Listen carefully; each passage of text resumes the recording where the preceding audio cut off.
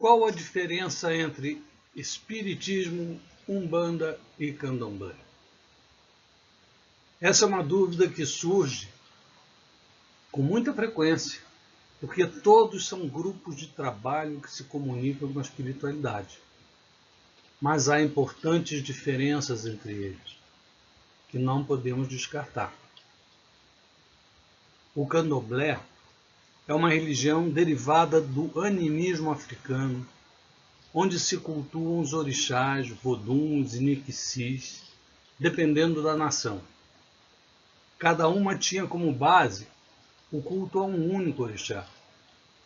Mas a junção dos cultos é um fenômeno brasileiro, em decorrência da importação de escravos, onde agrupados nas senzalas nomeavam um zelador de santo, também conhecido como babalorixá, no caso dos homens, e ialorixá, no caso das mulheres. O candomblé considera os orixás e deuses como sendo mais puros e de energia mais primordial, e que desse modo não podem ser maculados pela energia dos espíritos que viveram na Terra. Como a Umbanda, também foi proibido pela Igreja Católica e criminalizado mesmo por alguns governos. Eles ainda estão apegados a coisas materiais e sentimentos inferiores. Lembrando que espíritos que pedem sacrifícios animais ou humanos, bebida alcoólica, charutos, comida, sacrifício e sangue de um irmão inferior, um animal, ou mesmo humano, que participam de trabalhos de vingança ou outra maldade qualquer, precisam de muito esclarecimento cristão. Respeitamos o livre-arbítrio de cada um, mas devemos advertir que não é uma prática espírita. A Umbanda é uma religião brasileira e que sintetiza vários elementos das religiões africanas e cristãs. Foi formado no início do século XX em Niterói por um jovem chamado Zélio Ferdinando de Moraes. Na verdade, é uma mistura do candomblé, catolicismo e espiritismo, e esse sincretismo que combina o catolicismo, a tradição dos orixás africanos e o espírito de origem indígena se disseminou pelo país. Assim como outras religiões afro-brasileiras, a Umbanda sofreu repressão política durante a Era Vargas até o início de 1950. No Brasil, a Umbanda e demais religiões de matrizes africanas sofreram com a intolerância religiosa, sendo as religiões neopentecostais as de maior intolerância em relação à Umbanda, ao candomblé e até mesmo ao kardecismo. A Umbanda não se presta a nenhuma prática negativa, nem de amarração, nem de pedido fútil. Na Umbanda encontramos fundamentos, liturgias, ritos, organizações de hierarquias, concepções e sistemas de crenças próprios, que diferem radicalmente do espiritismo. Então, Umbanda e Candomblé não são práticas espíritas e sim espiritualistas.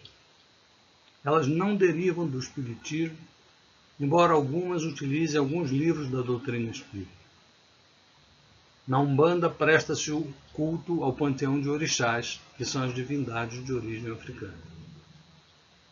Existe também um aspecto de oferendas, que são a prática de dispor comida ritual e objetos específicos nos templos ou locais ao ar livre, em dias especiais, para fins específicos de agradecimento aos guias e orixás.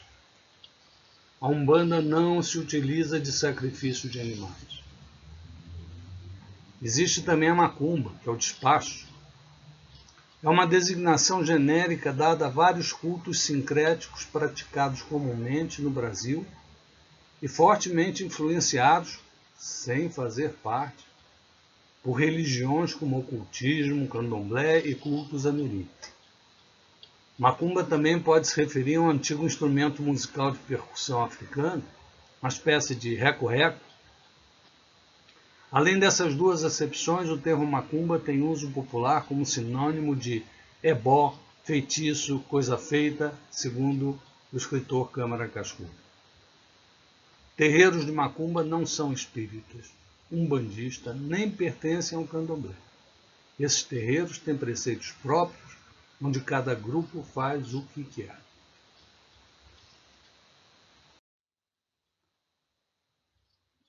Vamos resumir os princípios básicos do Espiritismo em 5 tópicos: a crença em Deus, a imortalidade da alma, a reencarnação, a pluralidade dos mundos habitados e a comunicabilidade dos espíritos. Pela reencarnação nas sucessivas existências, mediante os seus esforços e desejos de melhoria no caminho do progresso, o homem avança sempre e alcança a perfeição, que é a sua destinação final.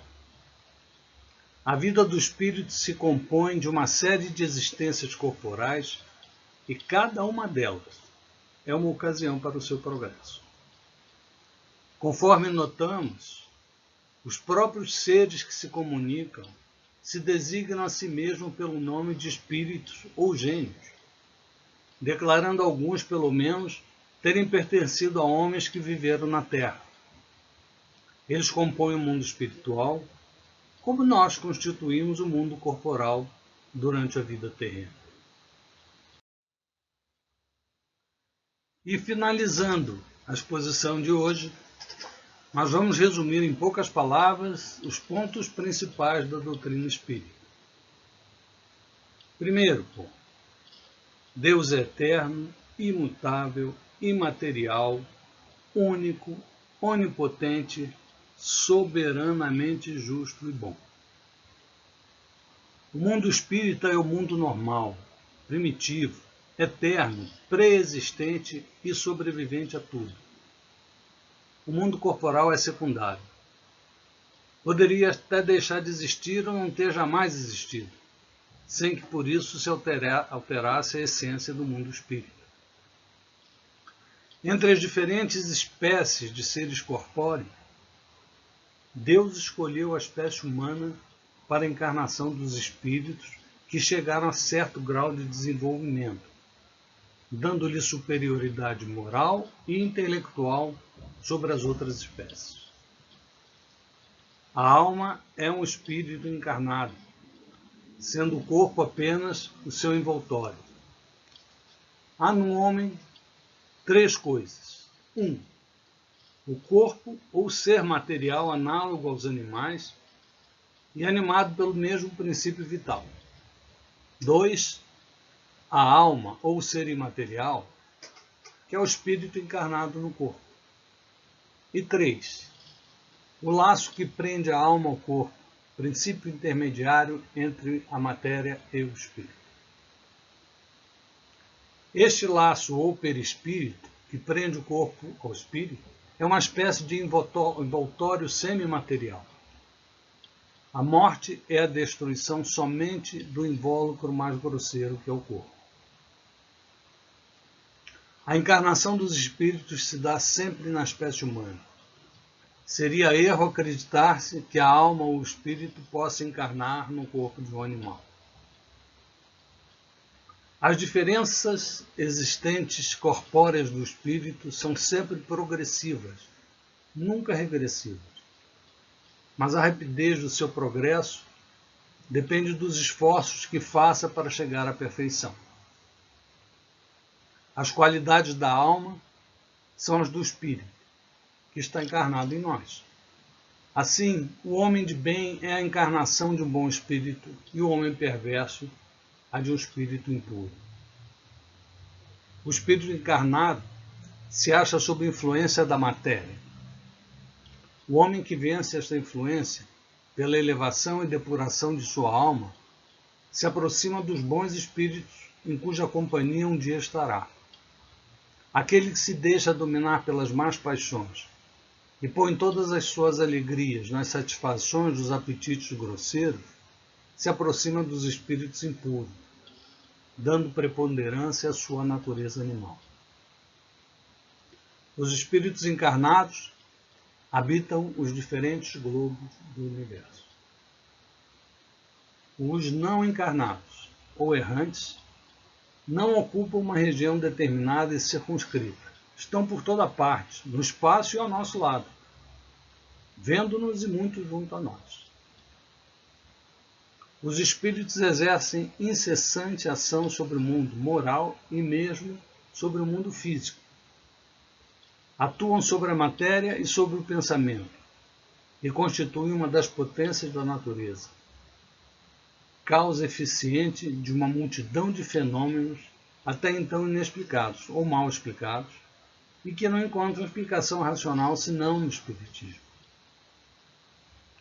Os Espiritismos são atraídos na razão da simpatia que lhes inspire a natureza moral do meio que os evoca. Os espíritos superiores se comprazem nas reuniões sérias que predominam o amor do bem e o desejo sincero, por parte do que as compõe, de se instruírem e melhorar. A presença deles afasta os espíritos inferiores, que inversamente encontram livre acesso e podem obrar com toda a liberdade entre pessoas frívolas ou impedidas unicamente pela curiosidade e onde quer que existem maus instintos. A moral dos espíritos superiores se resume, como a do Cristo, nesta máxima evangélica: fazer aos outros o que queríamos que os outros nos fizessem. Isso é, fazer o bem e não o mal. Neste princípio, encontra o homem uma regra universal de proceder, mesmo para suas ações menores. Ensinam que o egoísmo, o orgulho, a sensualidade são paixões que nos aproximam da natureza animal, prendendo-nos à matéria. Que o homem que já está nesse mundo se desliga da matéria, desprezando as futilidades mundanas e amando o próximo, se avizinha da natureza espiritual. Ensinam-nos que o egoísmo, o orgulho, a sensualidade são paixões que nos aproximam da natureza animal, prendendo-nos à matéria. Que o homem que já está neste mundo se desliga da matéria, desprezando as futilidades mundanas e amando o próximo, se avizinha da natureza espiritual. Mas ensinam também não haver faltas irremissíveis que a expiação não possa apagar. E assim, nós encerramos a exposição deste tema e estamos agora abertos às perguntas.